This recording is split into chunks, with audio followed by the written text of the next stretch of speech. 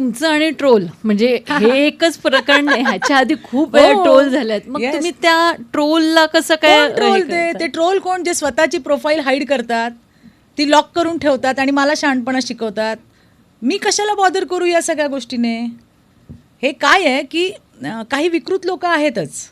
म्हणजे मला तर असं नेहमी वाटतं की आमची जी टीम आहे ती मला सांगत असते की ताई फक्त तुमची पोस्ट यायचीच वाट बघत असतात. जशी पोस्ट आली धनाधन, काही संबंध नसतो, काही संदर्भ नसतो. पण ठीक आहे ना, त्यांची गिनती आपण कशात करायची?